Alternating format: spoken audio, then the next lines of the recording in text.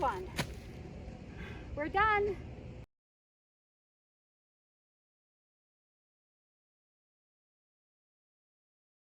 Mark where I'm going to put my supports.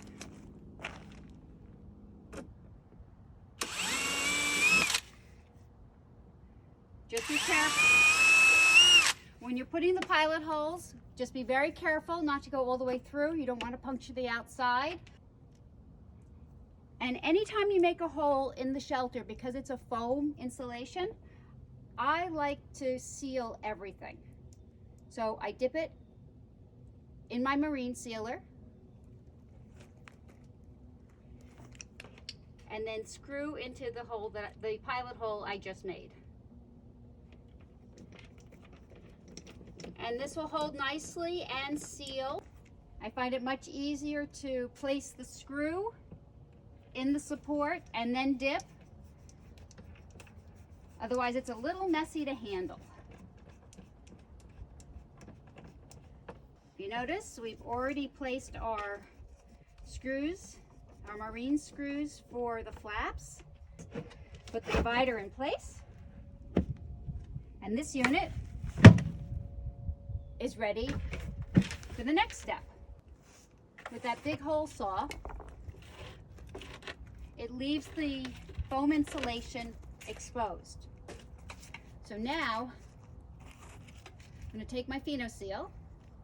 Now I've tried several different brands and my cats seem to not mind the smell of this. I've tried other ones and the cats will not go in the shelters, where with this one the cats are happy to go right inside as soon as they're dry.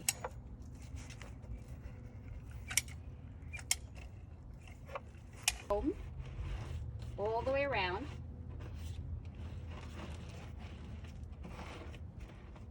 So that even if the caulking that we're going to be applying later becomes loose during the season, the foam insulation will still remain dry.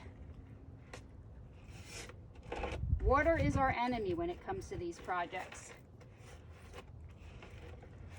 The better everything is sealed, the longer they'll last. Now, as I'm putting this in, you notice a little bit of a hammer, but I'm also making sure that the top, which is going to be our bottom, because keep in mind we're building these upside down, is in a little bit more. So when we flip them over, they are pitched. But they need to clear the bottom edge.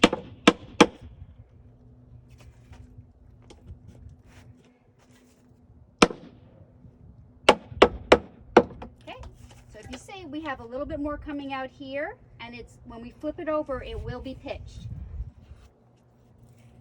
And I'm just going to run my finger around. That will be my caulking, so I don't have to come back and do it. The extra bit of Pheno-Seal.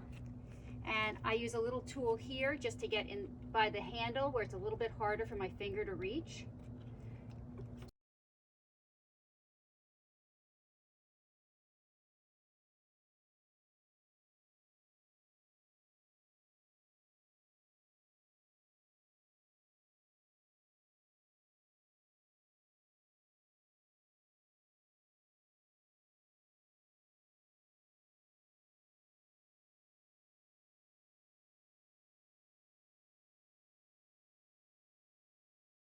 So today I'm going to be installing the screws,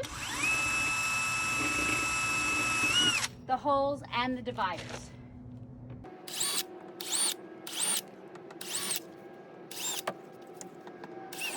And again, anytime I drill in or cut into any of the coolers, I dip everything in adhesive and seal the holes.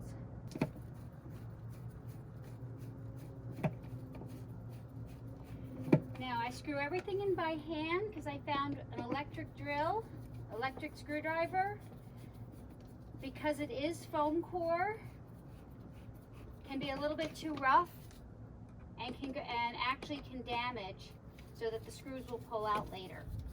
And that we definitely don't want to have happen.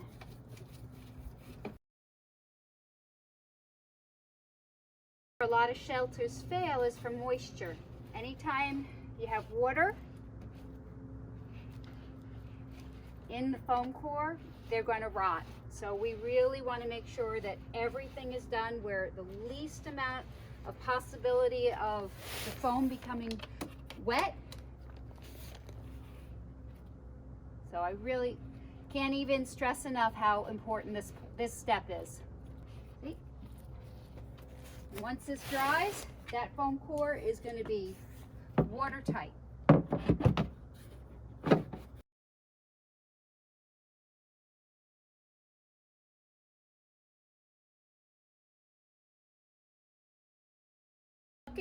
There's already a channel built in. I don't have to add an extra support, and we're all finished. Just add feet now.